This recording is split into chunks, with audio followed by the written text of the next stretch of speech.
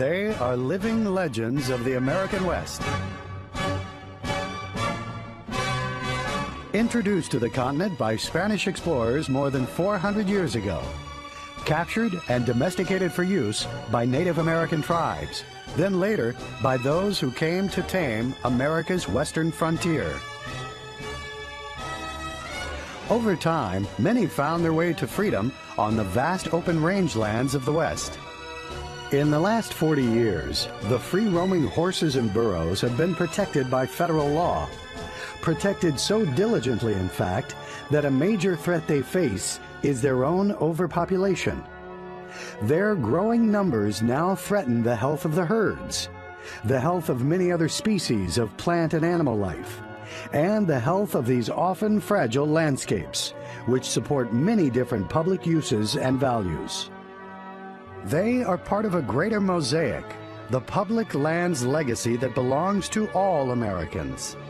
We all have a stake in the stewardship of these magnificent animals and in the balanced management of the lands they inhabit.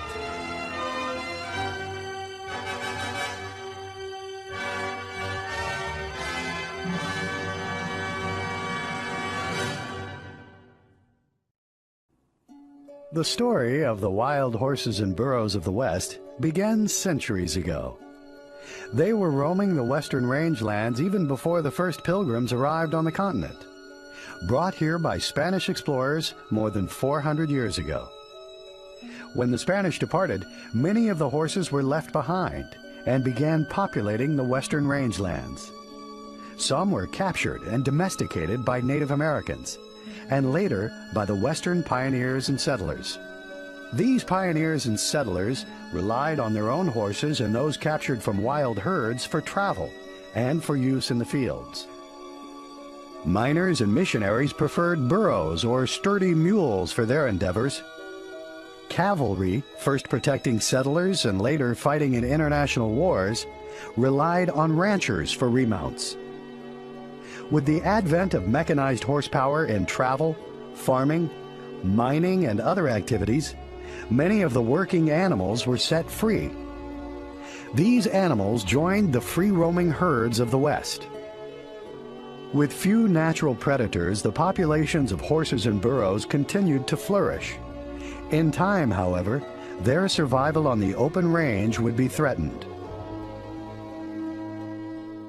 On the western frontier, some considered the wild horses and burros a nuisance, a scourge on the landscape that competed with livestock for forage and damaged vegetation and water resources. Ridding the range of these unwanted animals became a common practice, and over time, a profitable enterprise. Some horse runners captured and killed wild horses and burros for profit, even for sport, a practice that came to be known as mustanging. In 1946, Congress created the Bureau of Land Management, an agency within the Department of Interior to manage the nation's vast holdings of public lands and the resources found there. The agency would eventually be charged with protecting the wild horses and burros that roamed the public lands. These protections took the form of federal laws that originated in the late 1950s, as described in these historic interviews. The issue at that point was just to stop the inhumane treatment. They would chase the horses with airplanes and then with pickups, with trucks, and rope them and tie old tires on them, on the end of the ropes till they could run them down and all of this. Many were outraged by the wanton abuse and slaughter of wild horses. None more so than a Nevada citizen, a woman of frail health but undaunted spirit, whose concern for the animals would forever influence their fate on the western landscape. In the 50s, she, Velma Johnson, saw horses going to slaughter, and at times they were fairly beat up when they were put in the truck. They weren't very humanely treated. And she saw blood coming down the highway. And I'm sure that some of the gathering and some of the disposal that was going on was the cruel and inhumane acts that caused Velma Johnson to become so interested and determined to do something about the way they were being treated. The best strategy for protecting the horses, advocates believed at the time, was to stop the use of aircraft and mechanized vehicles on the ground to chase and capture the animals. Virginia City is a relic of the Old West, and many roundups occurred in the Virginia City area. And at that time, that is where Velma Johnston's battle began, was in Story County. She tracked roundups, she tracked the trucking of animals, and because of this, because of the notoriety, these people out of that area gave her what they thought was a derogatory name, and that was Wild Horse Annie. And actually, she took it as her banner, and she was never ashamed of it. Velma Johnston's legacy came in the form of sweeping legislation that dramatically altered national policy regarding the treatment and the management of the wild horse and burro populations. First, there were only small victories. In 1959, she won passage of legislation that came to be known as the Wild Horse Annie Act. Velma Johnston had fought to create a comprehensive program to protect and manage wild horses and burros. But the 1959 law fell short of that. The law simply banned the use of aircraft and motorized vehicles, with the intention of halting the crude and brutal methods that had often been used to gather the animals. Unfortunately, it did not work. The removal, the illegal removal of horses for slaughter, and even under the state laws, was still happening. So Annie felt that she had to go after something that would give federal jurisdiction, at least on the public lands. Her determination eventually led to unanimous congressional approval of landmark legislation known as the Wild Free-Roaming Horses and Burros Act of 1971. During her campaign to win passage of the law, Velma Johnston enlisted the help of thousands of school children. I remember floods, boxes of letters. I mean, Velma would come into the office with a carton of just one day's mail of children that had written to her how they could help her save wild horses. And it was children writing their congressman. Dr. Michael Pontrelli served as science advisor to Wild Horse Annie. He recalls their joint appearance before Congress in 1971 and the throngs of school children who descended upon the U.S. Capitol to support their cause. Not only did Andy and I testify together, we testified at the same time, so that all those people were there at once. There were school children inside that hearing room, all around the sides, filled all the seating. Kids sitting on the steps of the thing. Plus, they had loudspeakers outside, talking about the wild horses, and I mean, it was a big deal. The one thing that happened with Annie that I've always been proud of, and still am, but at the end of this, she said, "I will remember that I used the word range when we're talking about horses. We've got to protect the range." Once enacted, the 1971 law directed the U.S. Forest Service and the Bureau of Land Management to protect and manage the wild horses and burros in balance with other ecological resources, including wildlife species. The law authorized the agencies to inventory the animals, to establish herd management areas, to maintain the herd populations at appropriate management levels, and to remove animals from the range when those levels were exceeded. To carry out its responsibilities under the new law, the BLM conducted inventories of the wild horses and burros. The agency consulted wildlife officials, ranchers, and other private landowners and public land users. The initial objective was to identify where herds existed on millions of acres across the broad checkerboard of public and private land. The agency then identified areas of the public lands to be dedicated as herd management areas. Here, the animals could still roam in freedom and yet be managed successfully, as required by the 1971 law. It was a declaration that these animals were important national symbol and they were to be managed and for the long term. But Wild Horse Annie wasn't finished.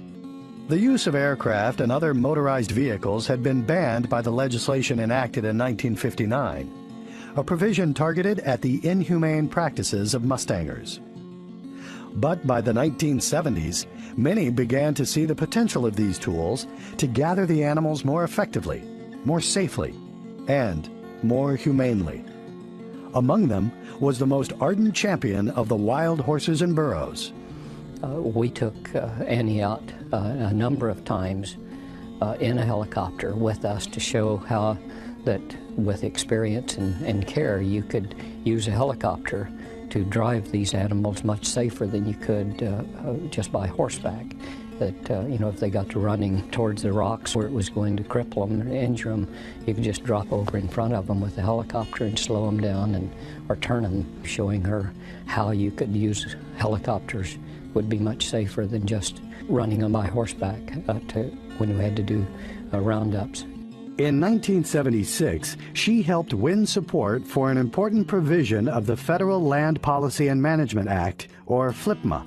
This provision expressly authorized the use of motorized vehicles, including helicopters, to gather wild horses and burros for management purposes. It gave the Bureau authority for helicopter use. And WOA wasn't directly involved, but as Velma's agent, I filmed the roundups. And then we started showing that film to other organizations in order to show that they could be humane. That just because it was a helicopter didn't mean that the animals would be run to death. That if it was done correctly, it was more humane. In the early years of the federal wild horse and burro program, the only feasible method of gathering the animals was to send wranglers out on horseback to chase the animals and rope them.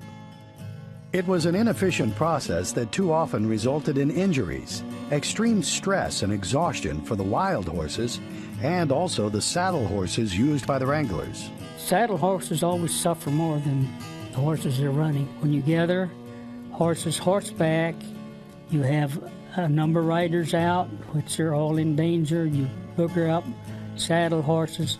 So it's tough on the saddle horses because they're packing all that weight. And you don't have the total control as you have when you gather with a helicopter. The helicopter can coast along and let horses go slow. It's more efficient. It's safer. You don't have as many people involved in danger. And it's just a more efficient way to do the job.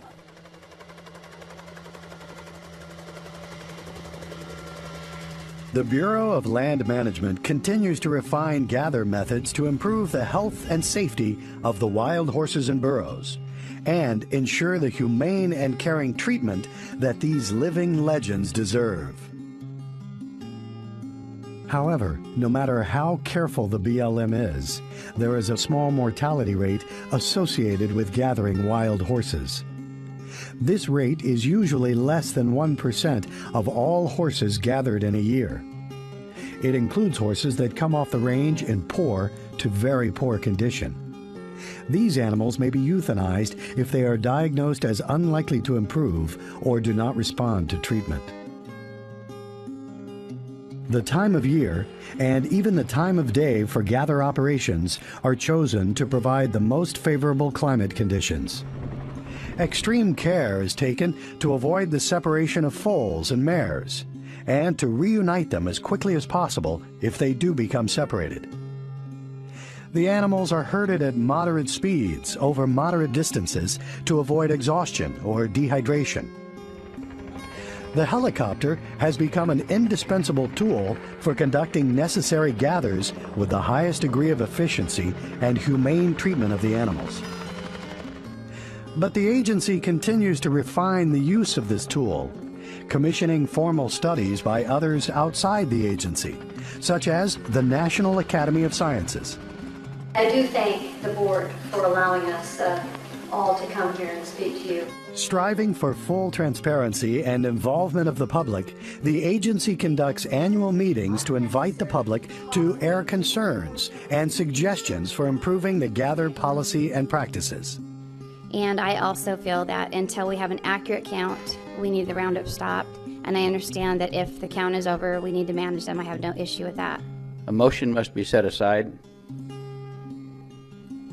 BLM needs to show some leadership, and agendas cannot be allowed to set the tone or the direction of the discussion. But it's never too late to do the right thing, in our opinion, and we think now is the time. We embrace true reform within the Bureau of Land Management, a new, transparent, and accountable wild horse and burro program that takes its lead from the sincere wishes of the vast majority of American citizens and taxpayers. Next, we travel to some of the rangelands where wild horses and burros roam to learn more about how and why some of these animals are gathered from the range.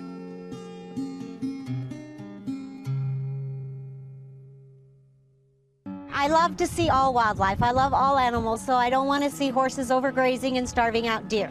I don't want to see the loss of rabbits and elk. I want to see it all. I want to see it managed nicely. Across the western United States, BLM specialists monitor the range along with animal populations that inhabit them. Their goal is healthy horses and burros on healthy rangelands. Let's take a closer look at some of these areas. In southwestern Wyoming, inventories of wild horses in the Adobe Town and Salt Wells herd management areas show a sharp increase in populations from 2009 to 2010. The overpopulation poses a significant threat to wildlife habitat and forage. It's just a big chunk of country with a lot of horses, and we only have so much habitat available, and if we allow too many horses to be out there, then we aren't going to have the habitat available for the elk and the antelope and the deer and the other species that rely on that. Railroad land grants from the 1800s created a checkerboard pattern of land ownership. The lands were divided with alternating sections of private land and federally managed public land. The 1971 Wild Free-Roaming Horses and Burros Act did not identify a specific acreage to be managed as habitat for wild horses and burros. It recognized that animals roam on a landscape of mixed ownership. Over the years, management units have been identified, taking into consideration such factors as availability of water, the presence of habitat for summer and winter range, and conflicts with other resource values or land ownership. To protect the property rights of private landowners, the animals must be kept within herd management areas on public lands. The agency works closely with private landowners to accomplish this. We believe that the livestock resource is important. We believe that the wildlife resource is important. We also have a great deal of oil and gas activity, trona mines, coal mines, power plants. That said, if we have one area that gets out of control, it affects all of the others. In the summer of 2009, the Rollins Field Office, in cooperation with the Rock Springs Field Office, flew 2 population surveys. Since then, our population has grown by about 25%. Because we're so far over our AML, or appropriate management level, we need to do a gather to maintain the range conditions in the herd management areas. The horses are in very good shape.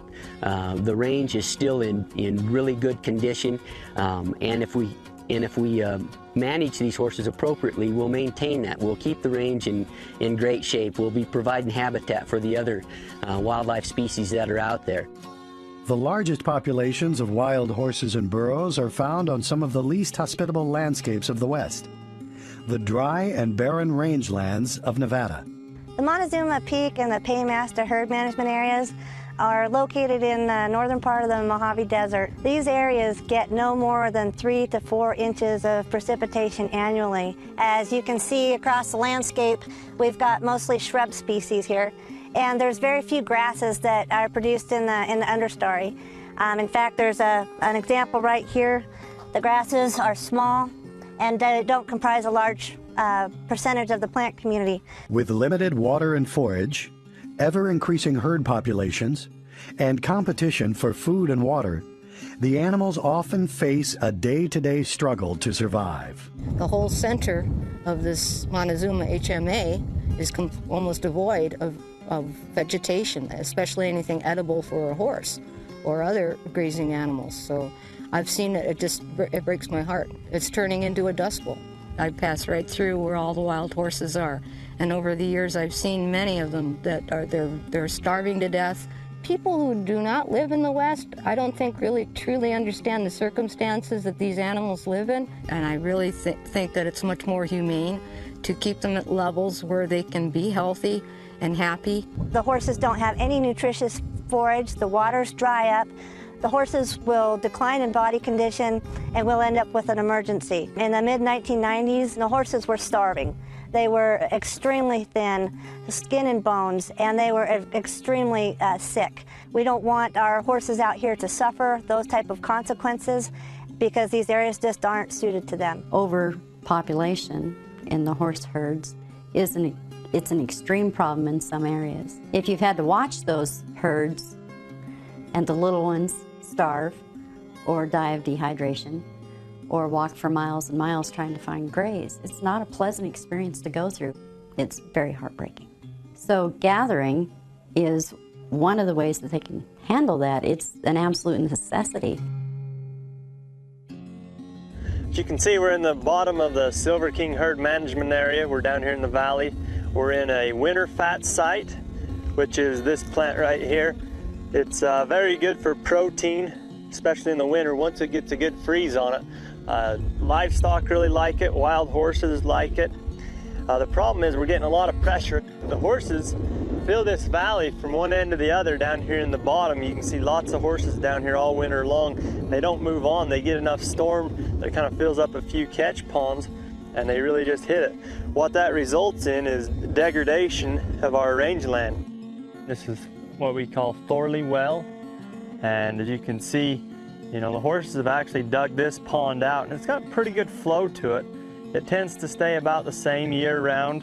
If you come out this way just a little bit, you'll notice the traffic and the heavy use getting into the spring. And that's what's really creating our problem. All the trails which have degraded the rangelands, there's a lot of competition. When the competition for the water increases, it creates rangelands like this. We want to see wild horses out here, but we want to see healthy wild horses. We don't want to see them deteriorating. We don't want to see our rangelands deteriorating. It takes a long time to replace this vegetation. Once it gets down to just dirt, it makes it so it takes years and years of good water and strong vegetation to bring that back.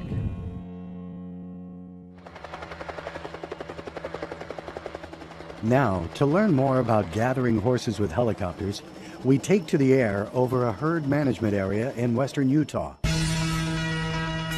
Just about when the sun comes up, that's usually the best time to take off. Don't like to do it much earlier than that because you can't see the horses in the shadows very good. And we usually have some sort of plan. We know where we're going to start the day. And today it's out in the middle of this huge valley, about 6 miles, 7 miles from the craft.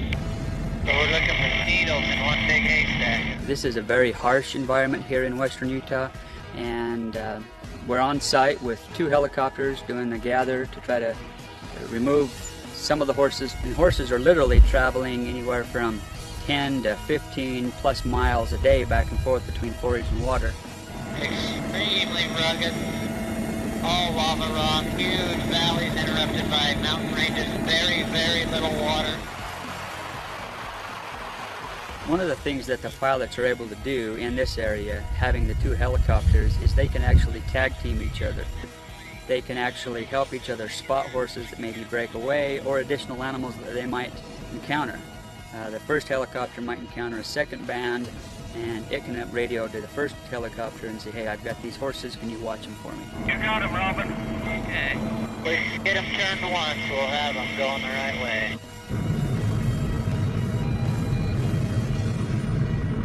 Looks like we got 4 horses. This is a group of horses that Alan started this way 2 days ago. So these horses were brought over about halfway and then left them. They were starting to get tired. So they made their way over the hill down to water. Now they're right where we need them, right where we can go put them in the trap. So basically a 3-day process, but now we can take them in today. I would say that my job consists of probably 20% knowing how to fly the helicopter.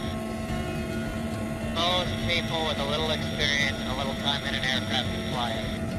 80% of what we do is knowing horses, what their behaviors are, what they want to do, what they don't want to do.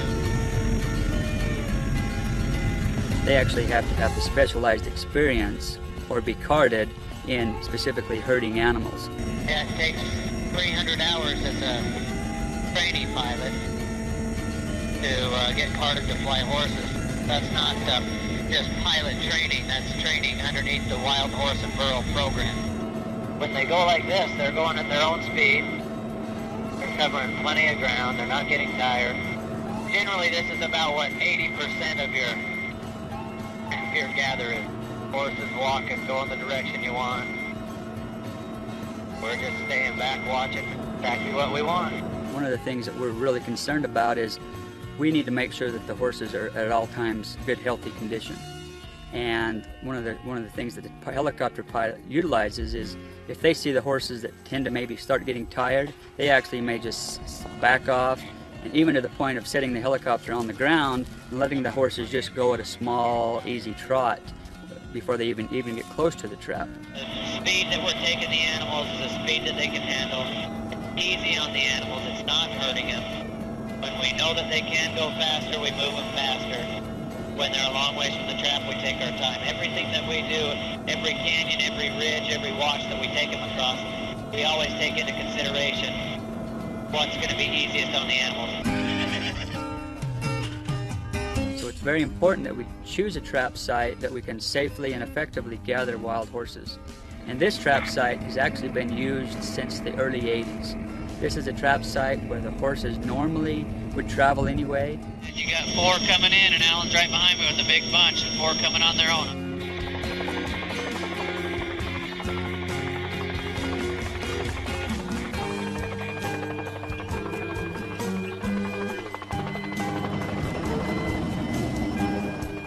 The quality of the pilots is a key on the success for this project, because the experience that they have really makes or breaks whether our gather operations are going to be successful.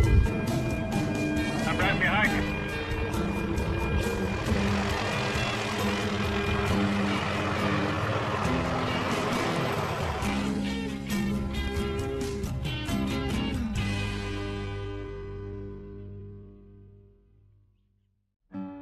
It has nothing to do with your age. I think anybody, if you love animals and you want a horse that's good for you, I mean, at 63, I got my first Mustang. I just think it's awesome. In the summer of 2010, BLM staged one of the largest wild horse and burro roundups in recent history. Based out of the Eagle Lake Field Office in Susanville, it took place in an area known as Twin Peaks. This vast and magnificent stretch of western landscape covers nearly 800,000 acres, most of it public land. Because of its size and complexity, the Bureau managed the Twin Peaks Gather under the Incident Command System. Originally developed in the 1970s in the Wildland Fire Program, it has been refined over the years to manage other incidents such as natural disasters. Under a well-defined command structure, this organizational tool brings staff and incident resources together to efficiently manage highly complex events and projects. Twin Peaks was the first time it was used for wild horse operations. Operationally, we'd like to collect as many horses as we can during the gather. And for us, that would be, optimally, that would be 2,200 horses. That'd be about 100%. However, we know that's not going to be achieved. If we get 90%, that would be great. An appropriate management level for this HMA, herd management area, is 450 horses. The decision to gather at Twin Peaks was based on a methodical population census of horses and burros conducted periodically by the BLM, and on comprehensive scientific evaluations of the land and its resources. This monitoring examined the conditions of soil, forage, water resources, and riparian and wetlands habitat. Horse populations are established through our land use planning process. This planning process is open to the public, it's lengthy, and it involves scientific data and public opinion in order to set horse populations. An environmental assessment is used to determine if a gather is necessary. This would include looking at the impacts the horses are having on the land. It also might find out that a gather is not necessary at all, so there would be no action needed. During the data analysis for our Twin Peaks environmental assessment, we determined that wild horses and burros were consuming 3 to 5 times their forage allocation within the herd management area. What this means on the ground is they were having severe impacts to our riparian areas. We were seeing lack of vegetation, destabilized banks, and in general just poor functioning condition. In comparison to the horse numbers, livestock use in the Twin Peaks HMA was much lower. During the same time period, cattle use was only about 60% of their allocated forage, and sheep use was about 32%.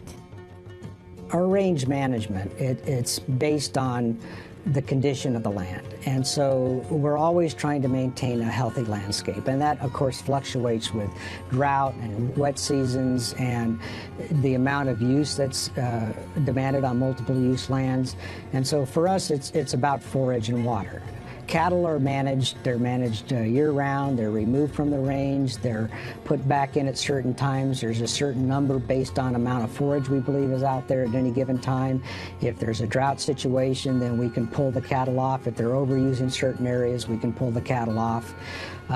Wildlife is not allocated forage, but wildlife also uses the same water sources and similar forages that cattle and horses would use. And of course, then there's horses, and they're allocated a certain amount of forage. And horses, we don't manage year-round. Horses are out there year-round, and they're using the land, and they're using the riparian areas, water sources, year-round. So that's all balanced to determine how many cattle, how many horses, and then to keep in account that the wildlife are also impacted by those numbers. Path to get there is safety, humane treatment, public accessibility, and transparency. Another unique part of the Twin Peaks Gather was unprecedented public access. Against the backdrop of this controversial and at times highly emotional program, the agency strived to enable the public to see firsthand BLM's humane treatment of the animals under its care during all phases of gathering and holding operations. I think one of the benefits of completing the Twin Peaks Gather in such an open and transparent process was that it gave us an opportunity to demonstrate to the public what a challenge it is to have BLM's multiple-use mission. Large-scale public access required extensive planning and greatly increased the actual cost of the Twin Peaks Gather.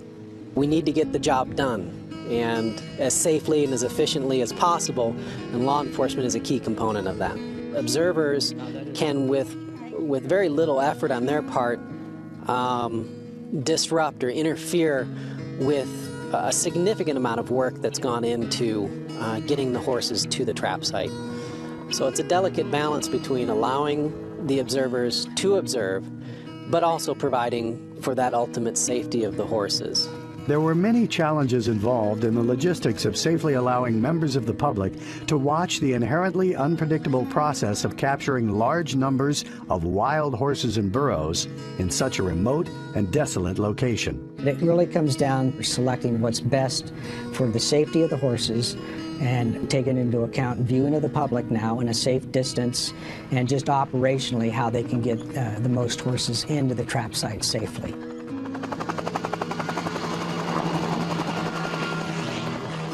Throughout its history, BLM's Wild Horse and Burro program has sparked controversy. Individuals and organizations have had strong feelings and at times have taken exception to BLM's management of wild horses and burros. At Twin Peaks, we talked to some of these individuals. I'm not against the BLM, don't get me wrong. I'm not against the other agency charged with their protection management, which is the Forest Service. I just want them to do their job fairly and be fair to these animals and give them their rightful share. You know, a little piece of freedom, piece of land out here in these vast, wide open spaces. If they have to be taken off the range, they should be in their family groups right now. It would reduce the stress, it would reduce the risk of injury, it would do all manner of better things to make it about what's better for the horses and not just what's convenient for the people. My concern is that they're being excessively rounded up, that they're taking far too many and leaving far too few for such a vast area of nearly 800,000 acres. You realize an acre is about the size of a football field. I'm aware, I've reviewed the environmental assessment. I'm aware that the allocation for livestock is about 82% of the forage, whereas that for the wild horses is the remainder, and then the wildlife too. After many months of planning and preparation, the Twin Peaks gather began just after dawn on August 11th. A helicopter lifted off to find horses and burros on the range and began herding them to a capture point. The first days of the gather were conducted at a location called the Skedaddle Home Range. In the weeks that followed, gather operations moved to another area so the horses and burros were closer to the trap site. And here's our trap. Once a band of horses was located, the helicopter began moving them in the general direction of the trap. As the helicopter carefully herded the animals in the direction of the trap, wings extending out on either side of their path funneled the horses into a temporary corral. This is what we call jute. It's a very soft fabric. It's made up of just rope, and it acts as a visual barrier for the horses, so we can funnel them into the corrals. If they were to come in contact with this, it's very soft and pliable. It's actually very easily just to break through this in a very humane way of directing the animals into the trap.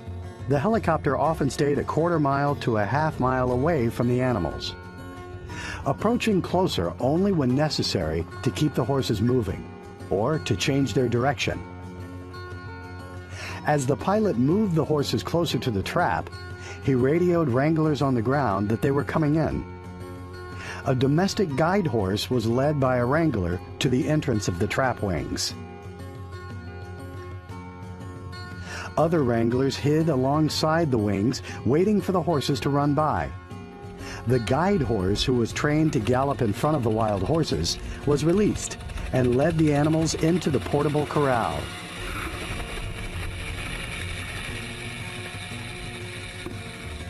Once the horses were rested and settled, they were transported a short distance to a holding corral where they were examined by a veterinarian. Injuries that may have occurred during the gather were immediately treated, as were any pre-existing injuries the horses may have sustained before the gather. Small foals were moved separately to keep them from being hurt by larger horses. Later, they were reunited with their mares at the corral. Consistent with the Bureau's management approach, a number of strong, healthy horses were returned to the range to repopulate the herd. But before they were released back into the wild, they were freeze-marked, and records were made of their age and color. The mares were vaccinated with porcine zona pellucida, or PZP, a drug to control fertility. The rate at which wild horses reproduce has been an ongoing challenge for BLM since the 1970s. The Bureau works with organizations such as the Humane Society of the United States and invests in ongoing research to develop more effective methods of fertility control. The objectives of this research are to acquire a science-based fertility control program that can serve as the primary means of maintaining healthy horse populations in the wild and to dramatically reduce the need to remove animals from the range. BLM's ultimate goal is to balance the amount of excess horses removed from western rangelands every year with the number of horses annually adopted by members of the public. What we're doing now is actually releasing the last load of mares.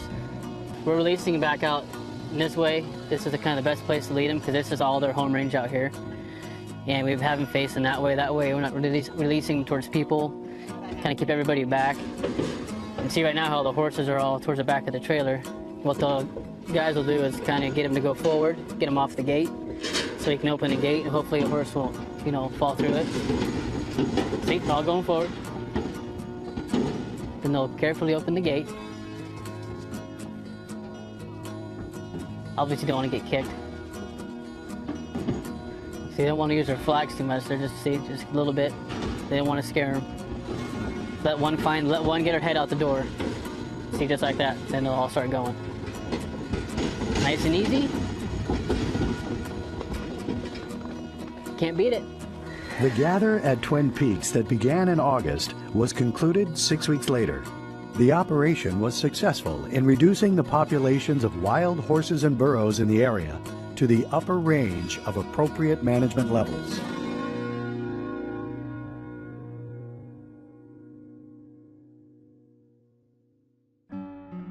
I would have to say for anybody out there contemplating a Mustang to go for it.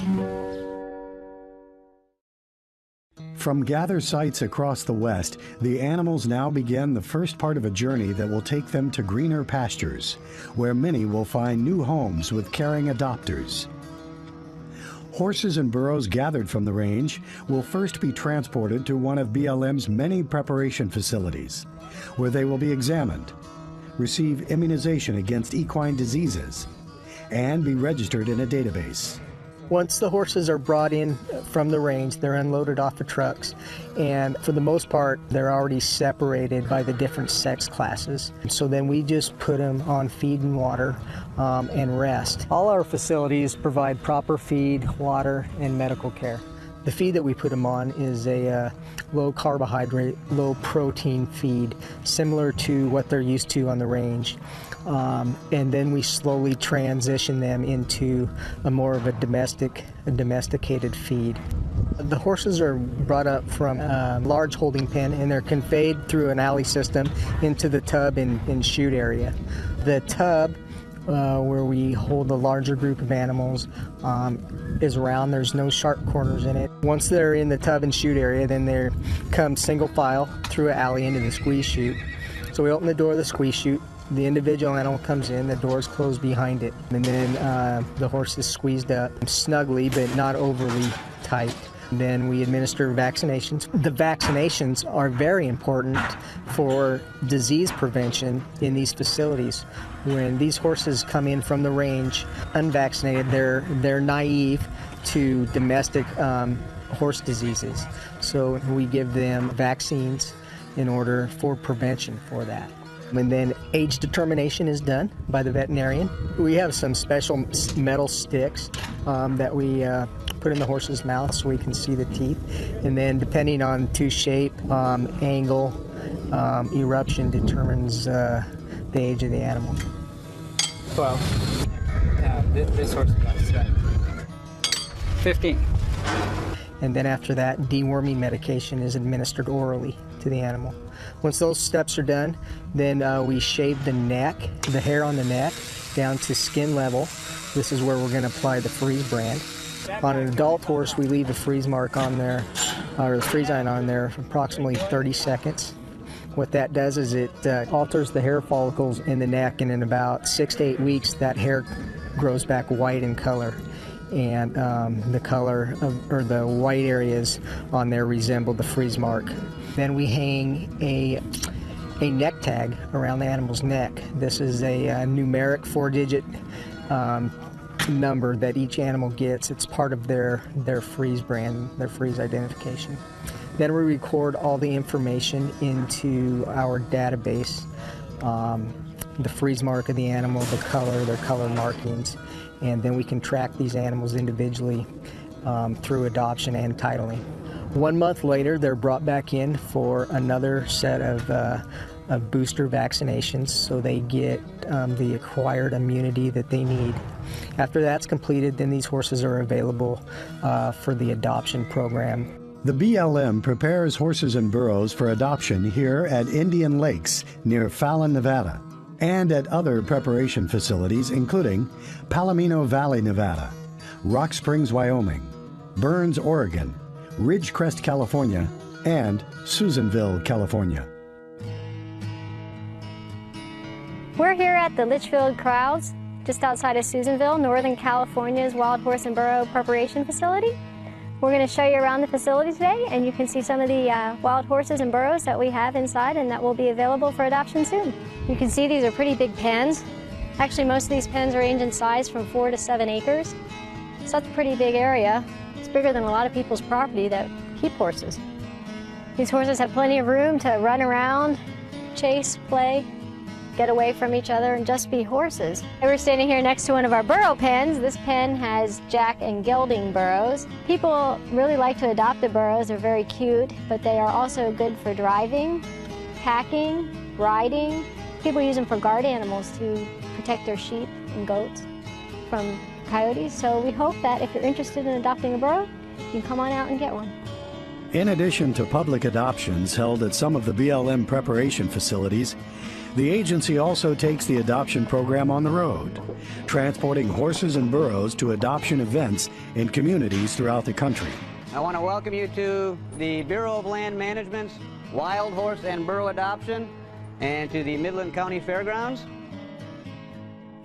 Adoptions by internet have provided another means of introducing the public to America's living legends and finding good homes for the animals with caring and qualified adopters.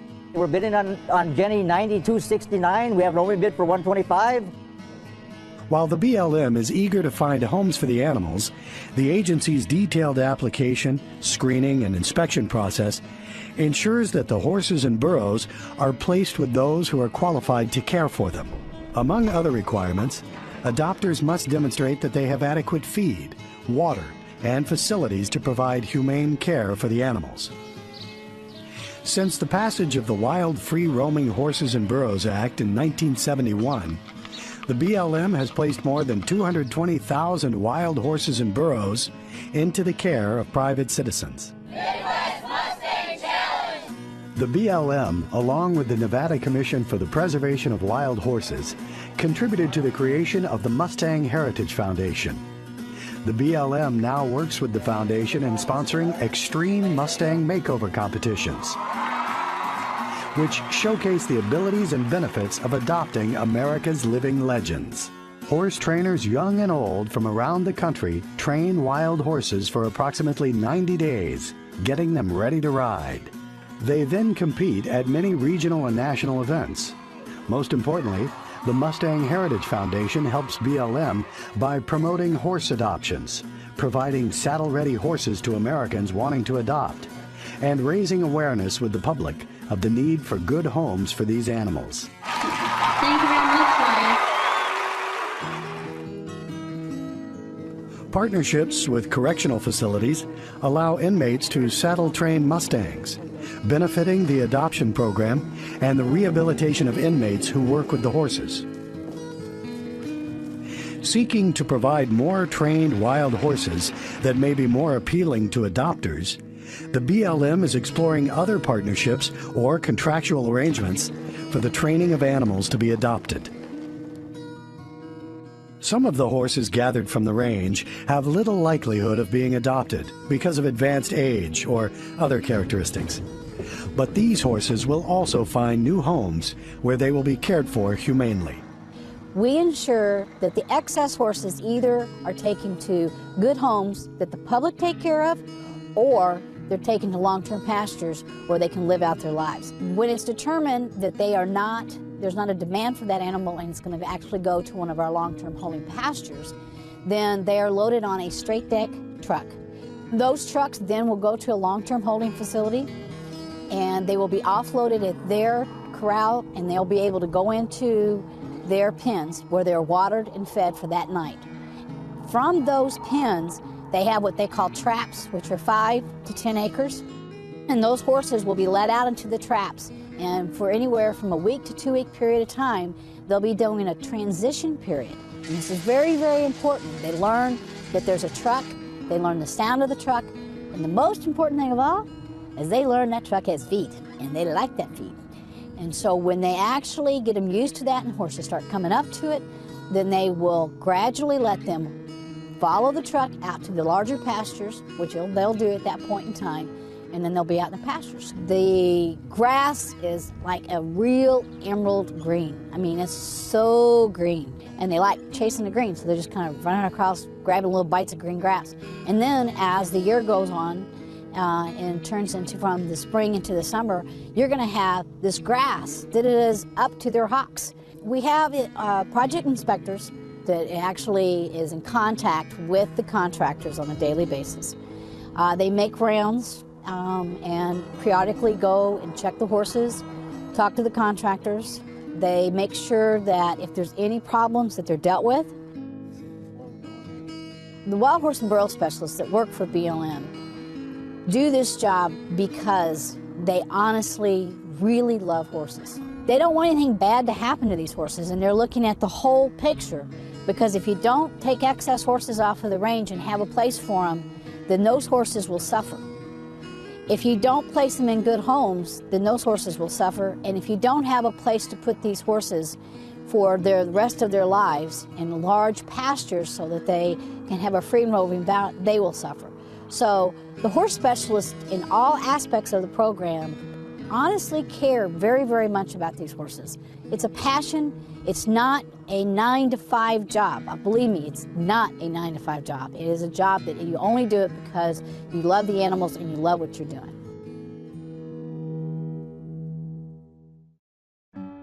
They love you. You know that you are one of a kind for them, and you're not like just any other person for a Mustang. They see you as someone special.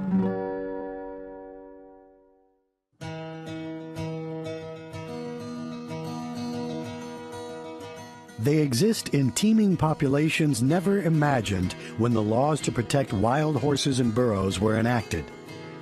Some 33,000 horses and 4,700 burros can be found today roaming millions of acres of public lands. The Bureau of Land Management can continue to provide responsible and caring stewardship for these living legends of the American frontier. Wild horse and burro herds can exist in balance with other public uses and values. Succeeding in this, however, requires that herds be maintained at populations the land can support. Without effective and vigilant management, the health of the herds and the health of the lands they inhabit will be at risk. They are part of the rich and colorful history of the American West, and a cherished part of our public lands legacy, a legacy that belongs to all Americans. Their history reminds us that there is an important role for the public in the continuing stewardship of wild horses and burros. Annie's legacy, wild horses, encompasses more. One, it tells us that one person can make a difference. She told us how incredibly important our public lands are for generations to come. How protecting it, finding out about it, learning about it, helping with it, that's a legacy. And maybe finally that my children's children would be able to go out and see wild horses running across public rangelands that are healthy. So I believe her legacy stretches over many facets. And it was probably all inspired by a love of the land.